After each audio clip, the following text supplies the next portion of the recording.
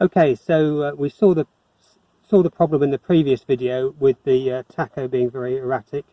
This is the tacho in my Triumph Stag. You might notice that it's a 6-cylinder tacho, and that's because my Stag doesn't have the normal V8 engine. It has a 6-cylinder straight 6 engine.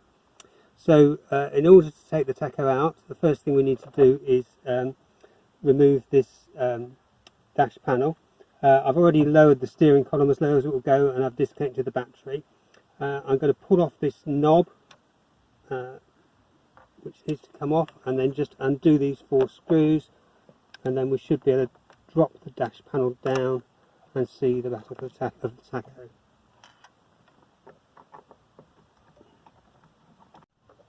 Okay, so that's the screws out. I'm just going to use a screwdriver in here just to lever the dash out, and the dash panel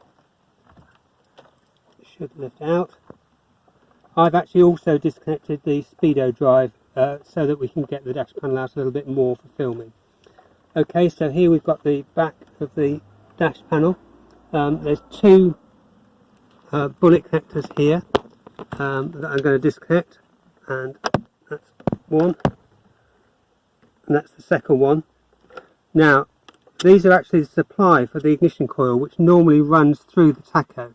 So to make sure that the car can run without the tacho in place, I'm going to plug those 2 together. And they can remain plugged together because we won't be using those when we've fitted the UniTacho kit. There's a green wire, which is the 12-volt supply to the tacho. I'm going to pull that off. There's the bulb I'm going to pull out. And there's a black earth wire just down here. Pull that off, and then all we need to do is undo these 2 nuts, and the tacho will just come out from the front of the dash. Just take those off now.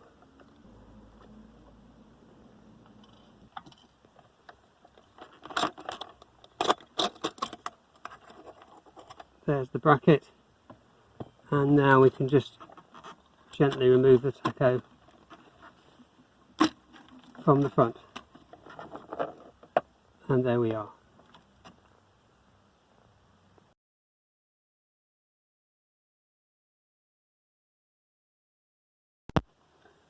Okay, this is the tacho from my Stag that you saw me removing earlier. Unusually for a Stag, it's a 6-cylinder tacho because my car actually has a non-original 6-in-line engine fitted. And we're just going to see it. We're just going to look now at repairing this tacho using one of our repair kits. So the first thing we need to do is remove the bezel and the glass, and that's very easy because they just twist off, and this one seems to be nice and loose. And as you can see, it's a little bit rusty in there, but at least it's come off nice and easily. Now there's a ring under here that you also have to remove. So you can see me just prising it off now. And the next thing we need to do is just turn the tacho over and remove some screws from the back. So the screws we need to remove are these 2 screws here. Not those 2, these 2. So I'm just going to undo those now. That one done.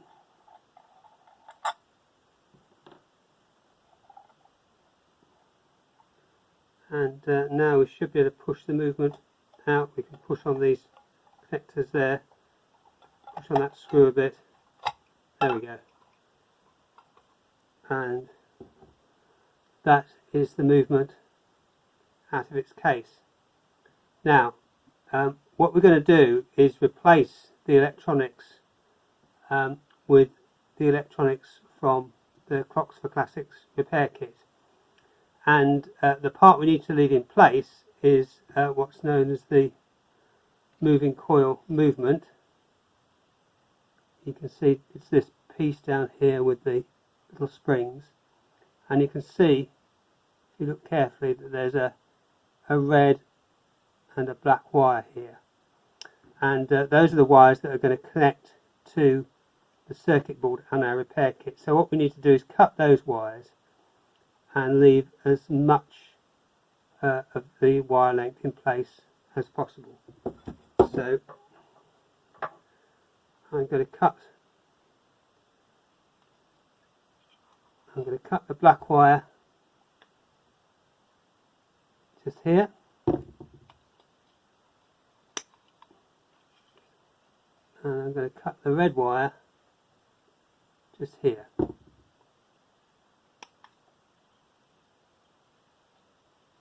So we now have access to those two wires.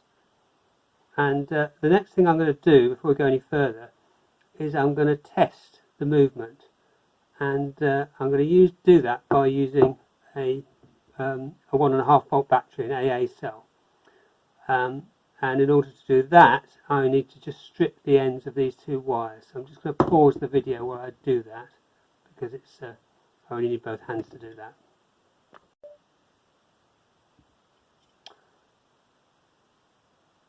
Okay, so now I've stripped those two wires, and I've got an AA battery here, and I'm just going to touch the ends of those wires against the terminal. So I'm going to put the red wire onto the positive battery terminal and the black wire onto the negative battery terminal, and we'll just see if we get some movement out of the needle. Now we should do, because we were getting movement before, but I'd just like to see it work. So I'll touch those there. There we go. And that actually tells me two things. It tells me that the movement works, but it also tells me that the wire colours are correct, and that's important because sometimes the red and the black on these tachos are swapped round, but in this case the red wire is the positive, which is what we'd expect, so that's all good. So let's have a look now at the repair kit that we're going to use, and we actually offer two different repair kits and that you can use to repair this type of tachometer. And the first one we call our Easy Fit kit, and the reason we call it that is it just directly bolts on in place of this board at the back. Now because of that, it's only applicable to certain types of tacho, but it would fit this type. This is an RVI type. You can see that from the lettering on the front, just there. There it says RVI. And if you've got an RVI type tacho, then this Easy Fit kit is a very straightforward solution. It bolts on the back there in place of this board, and the wiring for the vehicle comes out of the back of the board, and what you do is you drill a hole in the back of the tacho case for that wiring to exit, and we provide a template to do that. So that's a very easy fix. But today I'm not going to be using that board. I'm going to be using our other repair kit, which we call UniTacho, and that's this board. Now it's called UniTacho because it's a much more universal solution. It will fit pretty much any tacho with a moving coil movement. So that would be any sort of electrical or electronic tacho from the 60s through to the late 1970s. And this board doesn't have a dedicated mounting, but it's very small, so we can just usually glue it in place or fix it with a sticky pad. And one of the advantages of this board is that we can take the wires out of the back of the case, or we can wire them onto the existing connectors, so that there's nothing visible that's really different externally. So today it's this board that I'm going to use, and the first thing we need to do is decide where to put it, and we can really go in any convenient place. I've chosen to put it here, just on the bottom here. One thing to watch out for is that there's a little button that you can see. If I hold it up, you can probably just see it just on the edge of the board there. That's used for the calibration, and we need to make sure that that's accessible. So I'm going to fix this board in place. I'm going to use some hot melt glue to do that, and I'm going to fix it just there. But before I get that far, I'm going to remove some of the unwanted wiring from this unit. So you can see that we've got these two bullet connectors here, and they're actually joined together with a piece of wire. So this is the feed from the ignition coil comes into one of these bullet connectors and then goes out again to the ignition coil itself. We're not going to need both of those, and so I'm going to remove one of them. So I'm actually going to snip this wire here.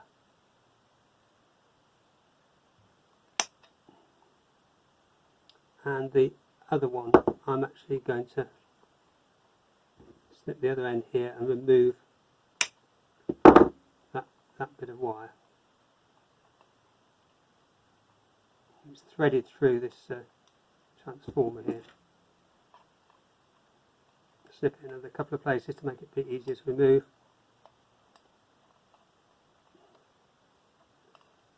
And that just makes things, gives us a bit more room.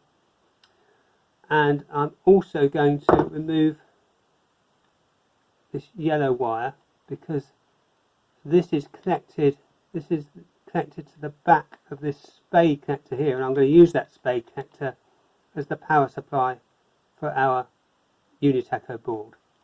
And we don't want it connected to the old electronics, so I'm going to just remove that wire too. And I'm just going to snip that off, remove it. And so this bullet connector here, I'm not actually going to use. I think I'm going to actually remove that completely. It's not going to be used. And I'm going to strip the end of this piece of wire here because we're going to be joining onto it. So I've stripped the end off that piece of white wire, as you can see there, and I've also fixed our UniTacho board in place. Now I've just done that using some hot melt glue. It fixes it very strongly in place there. It's not going to move. So now we can look at wiring up our UniTacho board, and you can see we've got wires coming out from two directions. On this side we've got a white and an orange wire, and these are going to connect to the red and black wires. So that black wire there and that red wire there from our moving coil movement. And then over this side we've got three wires, a red, a black and a blue, and these are going to go to the connectors at the back. So the red is going to be the power supply, the 12 volt power supply coming into the tacho, the black will be the earth, and the blue will go off to our ignition coil. And we're going to wire those three wires onto the connectors at the back of the tacho. But first of all, let's connect up the wires to the tacho movement. And the way we're going to do that is by using these solderless connectors. And these are very easy to use. You just poke the wires into the holes at the back there. If you can see those, the holes at the back there. And then you get a pair of pliers and squeeze on this button at the top. And you need to make sure you squeeze it all the way round so it's well fitted down. And inside the connector is some gel that makes them nice and waterproof. So I'm going to use those connectors to connect the white and orange wires from our UniTacho board, and I'm going to be connecting the orange wire from the UniTacho board, the orange wire here, onto the red wire from our moving coil movement, and I'm going to be connecting the black wire from the moving coil movement to the white wire from our UniTacho board. So I'm just going to do that now, and I'll need to pause the video again because I need both hands to do that. So you can see I'm just about to join the red and the orange wires here. I've got the wires pushed right to the top of that connector so you can see them push right to the top, and then I'm going to squeeze on this button with a pair of pliers. I'll do that now, and just squeeze it all the way around, and that makes a nice connection. And I'm going to repeat that to join the black and white wires. Okay, so those wires are now joined using these connectors. Just make sure they're tucked out the way so they don't interfere with the movement of the needle. And now we can move on to connecting the wires which ultimately go to the vehicle. Now, there are a couple of ways of doing this. If you don't want to get involved with any soldering, then you can just take these wires out of the back of the case and then just wire them to the vehicle using ordinary vehicle connectors, spade terminals and so on. And that's quite easy to do, and as I say, it means you don't have to get involved with any soldering. So that is one way of doing it, and in that case you can look on the wiring diagrams in our instructions to see how to wire those. Just for neatness, I'm going to solder these onto the back of the existing connectors. So first of all, I'm going to be soldering the red wire here, which is the 12 volt supply, and I'm going to be soldering onto the back of this spade terminal here, which normally takes the 12 volts from the vehicle. So that will, if you look behind that terminal, you can see that's where it's soldered on, just there. So I'll be doing that with the red wire. The black wire is the earth, and I'm going to be soldering that on in a moment. And the blue wire takes the signal from the ignition coil, and I'm going to join that onto this white wire here that goes to this bullet connector, and that's how we'll join onto the car. So onto the car wiring.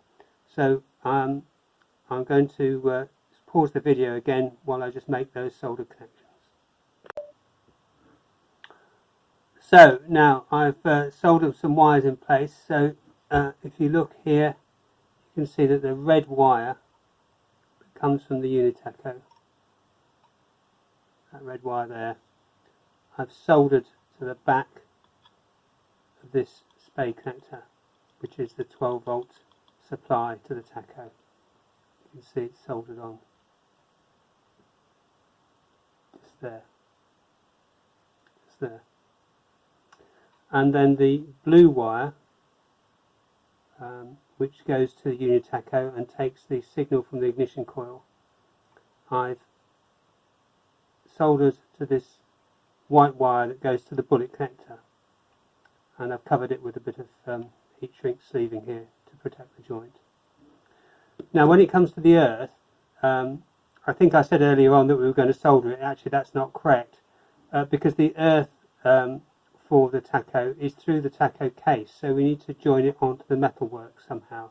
So what I've done is I've put this ring terminal on the end of the black wire, and I've removed a screw here that secures the board, the old circuit board, and we're just going to slip that ring terminal between the circuit board and the metalwork there,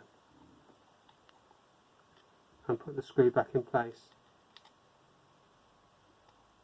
and that will be our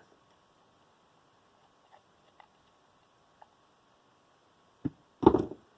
So that is the UniTacho board fitted. The next thing we need to do is calibrate it, and that's done using this calibration button here, and I'll go through that in a moment.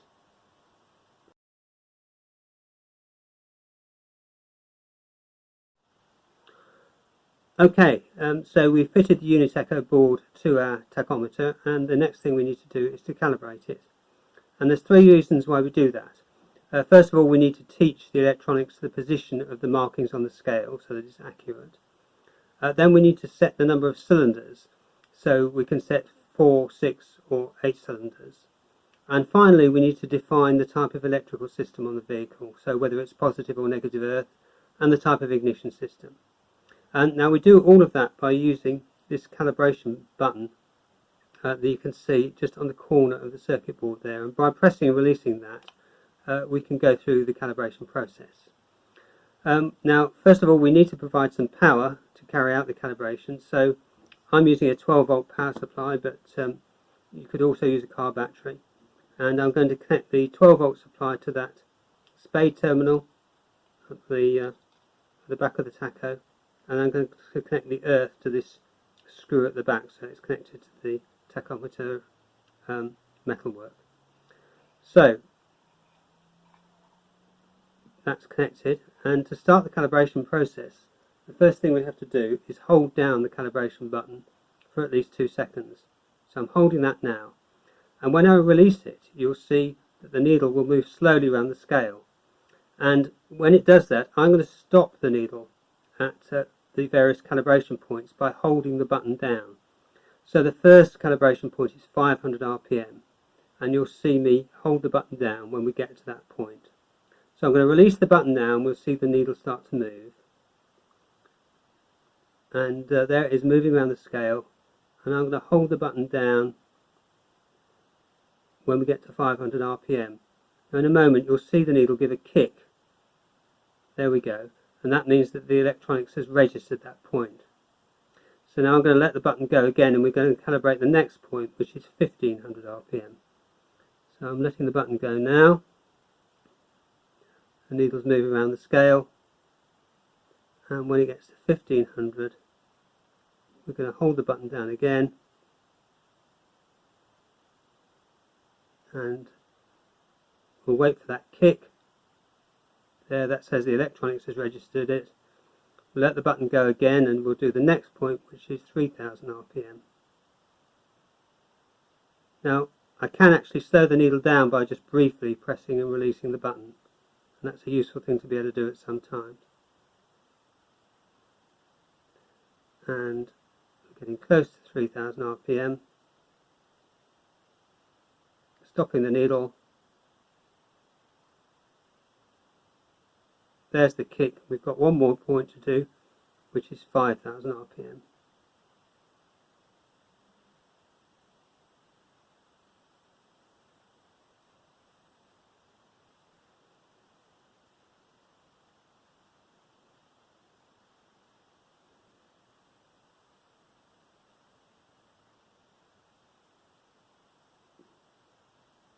Okay, stopping the needle at 5000 RPM. And there's the kick. Now when I let go of the button this time, the needle will go all the way around to back to 0, and then it's going to give us 3 options to allow us to set the number of cylinders on the vehicle. By stopping the needle at the appropriate point, we can set the number of cylinders that we want. So I'll let the button go now. There goes the needle, and first of all it goes to 1500 RPM. That means 4 cylinders. Then it goes to 3000 RPM, that means 6 cylinders. And then it goes to 5000, which means 8 cylinders. Now I want 6 cylinders, so it's going to repeat, and I'm going to stop it this time at 3000 RPM. So that's 1500, that's 4, we don't want that. Okay, 3000 RPM, I'm stopping, holding the button down now, because that means 6 cylinders. There's the kick. That means we've set it for 6 cylinders. Now this time when I let the button go, the needle is again going to stop at several points, and these refer to different types of electrical setup. And you can see the details of that. There's a table in the instructions on our website. But I know that I've got a negative earth vehicle with electronic ignition, and for that I need to stop the needle at 1500 RPM. So that's what I'm going to do. So I'm letting the button go. First of all, it's going to go to 5. That's not what we want. Now it's going to go to 1500. That's what we want. I'm holding the button down. There's the kick to say that it's registered it. And now I'm going to let the button go.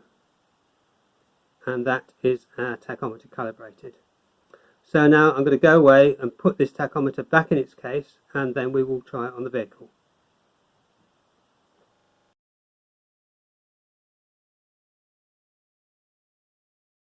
Okay, so we've got the tacho inserted back in the dash. I'm just going to plug the wiring back in now. So we've got the black earth wire which goes on that terminal at the bottom. We've got the green 12 volt supply which goes onto that spade connector, and now we've got this additional wire that I've added in that goes straight to the coil negative terminal, and this is going to plug into the female bullet connector at the back of our tacho. And what I've actually done, I've used the male bullet connector that I removed from the tacho and saved, that you might remember from earlier on, and I've just soldered that on and covered it with a bit of heat shrink sleeving. So that's a perfect fit in that bullet connector, so that's why I'm reusing that. So that plugs in the back there. We plug the bulb back in, and we've left these two white wires that feed the ignition coil, we've left them plugged together. So that's the wiring, and I'm going to just put the dash panel back now, and we'll see how it goes.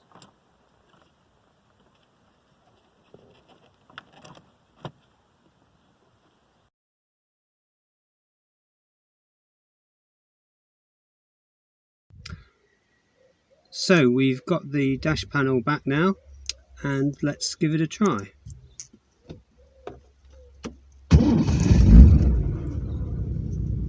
And there we are.